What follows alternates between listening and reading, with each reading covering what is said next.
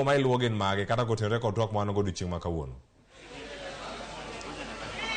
Erokamano ahinya Cleopas Oluoch chawinji maber kowuok e kaunti ma Mombasa kuma e odiochieng' mar adek kendo wagoyo touch e romo monego beni dhi nyime mar jood bura manie pacho ka mangima kuma onego beni gitwak e weche mopogore opogore. Kinyalo paro e thuolo mar ndalo ariyo moseluorego romoni osebedo kobwogo ka jood bura mantiere kae oramo ni burani biro mana dhi nyime ka giyudo muom mag CDF. E odiochieng' ma kawuono ni bende wageno ni jood bura manie riwruok mar Azimio la Umoja biro twak e wi chenro mopogore opogore. To kata kamano kama antiere ni antiere gi jaod bura achiel kuom jood bura kae ndadwa mani owachnwa nyinge to nyiswa ni to romo ma kawuono chal nade. Karibu sana mheshimiwa. Erokamano kabisa.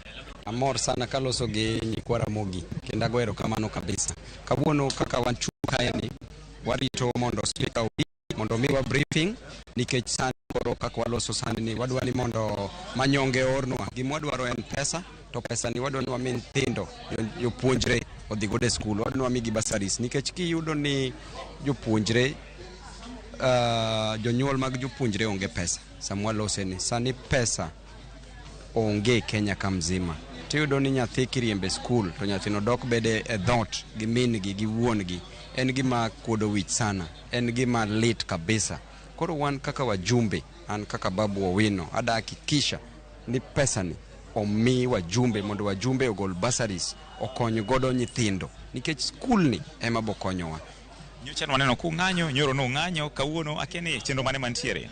Onge gimoro amora madhi mbele ka. Okwanya bedo ni waninde otende madongo gi, okwanya bedo ni wachamo chiemo mabeyo, to jomwarito e ground kacha to onge pesa. Jomwarito e ground onge tich. Jomwarito e ground onge school fee. Koro onge tiende mondo wabed kae to jowa chandre. Mano gimoko waboyie kawuono bendo kwaboyie wadwa mana ni mondo wawacho kae ni pesa okel mar basaris mondo wami jopuonjre. Wang'eyo ni kawuono bende piny ni kod kuyo achiel kuom onagi kata achiel kuom manen jatend migao ngire George Magoha ne onindo. In kaka jaod bura akia ni en ote mane ma in go kaluwore gi nindo mare?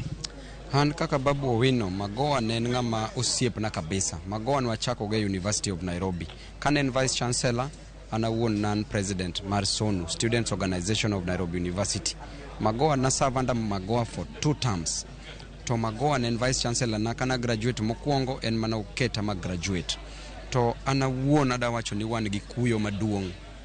Kwanza kaka onagi wan gi kuyo maduong' kabisa. Walalo ng'ama wiye ler, walalo ng'ama professor motegno, walalo ng'ama osekelo changes in the education sector. Koro an adamana kwayo ni Nyasaye koyie to ket chuny Magoha kuma okwe. Ng'ama walalo no, mano is the only best decision ma former President Uhuru Kenyatta no make by selecting Magoha kaka cabinet secretary. Kama wayude jaod bura machielo machiegni mheshimiwa nyiswa ni to romo ma kawuono uneno ka chal nade to gi otene mar lit kod kuyo ne mosenindo migosi George Magoha. Adwa wacho obunge nyowinjore ne kawuono CS mar treasury bomiwa final feedback kalure kaka wuok mar pesa ma nyithindo dwaro dala. Wang'eyo ni nyithindo ni dala pok odhi e skul. Nitie nyithindo mok nyal, nyithi jochan. Wan kaka obunge wang'eyo ni pesa ma CDF ema konyo jochan mondo odhi e skul mondo bang'e gipiem gi jomomew. So wan ka mondo defend interest ma jochan. So ang'eyo ni kawuono speaker mar National Assembly bobiro mondo wabed gi conversation mondo find a solution, because we cannot go like this for these days. It's a waste of pesa ma sirkal. Tadwa na wach kaka jagem, kaka mbunge magem, wan gi kuyo makende kuom lalo mar Professor George Magoha. George Magoha ne en ngire ma jopiny duto ng'eyo.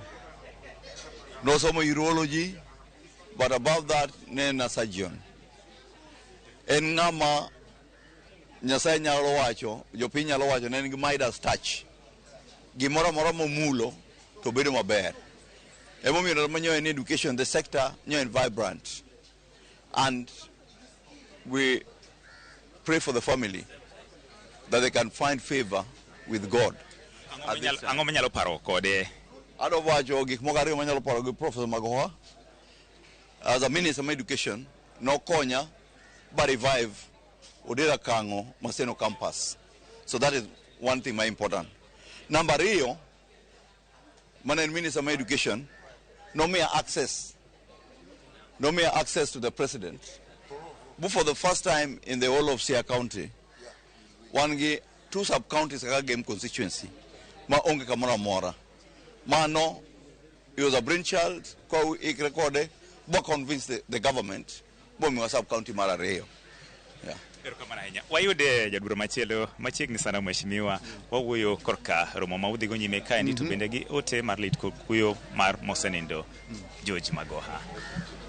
Mokwongo wakaw thuolo ni mondo atim mos ne usiep na Magoha gi family ne duto kuom gima osetimore. Nyocha wan gi Magoha juma mokadho cha ok nang'e tuo to sedhi watimo mos nikech waduto mane kumwa dhiye saa mopogore gi kaka wanadhi. An ang'e Magoha maber. Magoha osiepna wadonjo kode university kanyachiel. Kae no Lagos an at a train kae. Kendo watiyo kode e medical board. Wakawan kode. Watimo kode private practice e office achiel. Wapuonjo kode University of Nairobi kanyachiel. Miyo en ng'ama ng'eyo ni jatich malong'o gimokete chunye to bro timo. Odhi okoro watimo mna mos. To gima piny duto nyaka par. Pok gweno mwonyo duma nyaka nyocha Magoha we tich sani koro penj mowuok kawuono ni onge piny mangima ma nyithindo duto se kadho penj, onge piny ma nyithindo duto kadho. Miyo gimoro rach chalna ni gik mane Magoha loso wadoko go chien. Nikech sani koro ka nyithindo te okadho university mane mawangini dhiye mar 2 kata ka gidhi university to okikadho malong'o to kuri wuonri in gi kalatas moro koteri e courses moko idhi rem to nyathino ok nong'e ni wuonruok chemo miyo rem mano keth ngima nyathino. Miyo tich mocha Magoha timo kwa kawo education kata kwa kawo university ne tich maduong'. An akwama Nyasaye no ket chunye kamokwe. Kawa duoge wach mibura ma wan go kae. Bura ne wan go ka mondo committees mag bunge odhi otimne gi training miluongo ni induction e committee ka committee. To mano kotimore nikech wach mar CDF.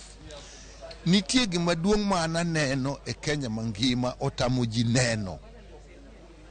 Ni CDF koko ma jobunge goyo ni ogigo ni gidwaro gini giwegi chal pesa madonjo kuomgi. Mane mathoth ji paro. Gima miyo bunge go koko ne wa CDF e pesa ma jopiny neno. Madonjo negi wachna pesa moro mar sirkal kata obed sirkal maduong' kata obed sirkal mar county ma kata kawo to wang' kata kadomi to wang' to ineno jakom mar CDF gi mbunge to bang' juma achiel odni chak gere. Pesa duto mag sirkal biro kawo higa ka gimoro tim kata higni 2 mati biro sani titime. Kendo king'iyo nengo mitimo go gik moko inwang'o ni king'iyo pesa ma jo CDF ogero go classroom ipimo kata gi mag sirkal mamalo kata ipimo gi mar county inwang'o ni otuwuok maber to pesa timre na tin. Mara ka itiko mondi ibro penja machielo en pesa ma jopiny wegi nigo lwetgi nikech gima jok ong'eyo ni pesa mar CDF kobiro kidwa ti kode ok owuok e ofis mbunge kodhi ti owuok e ofis mbunge to dhi e gimiluongo ni project management committee ma kanyo jopinje manitie ma ka en school to en committee ma school to get master ma school gi jopiny moket kanyo onge pesa moro kendo ma jopiny tiyogo kamano. Ate mo mana penji ni kinde mokalo waneno kosebedi ga kichwale. Is it ni piny owacho onge pesa koso paro ni ang'o miyo pok ochwale wang' nikech kinde mokalo osebedi ga kichwale e seche mowinjore? Ing'e ni gima timore to gamiluongo ni piny owacho no jibe kia ni piny owacho ni en ng'a.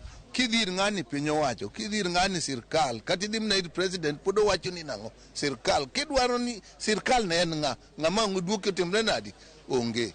To chalna ni onge pesa to giwacho ang'o? Giwacho adier. Gima chendo ka ni giwacho adier.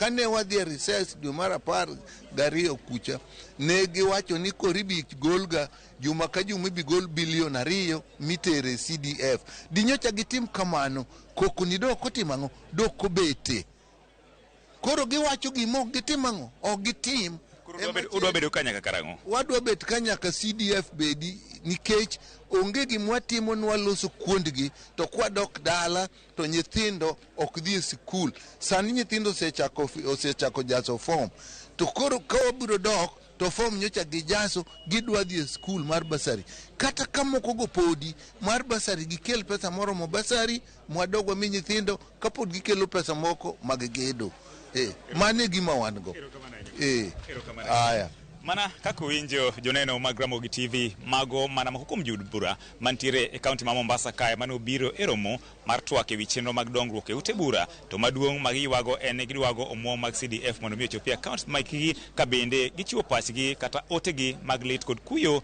kaluwore gi tho mar mosenindo George Magoha kowuok e kaunti ma Mombasa ne Ramogi TV nyinga en George Aoko. Erokamano ahinya George Aoko.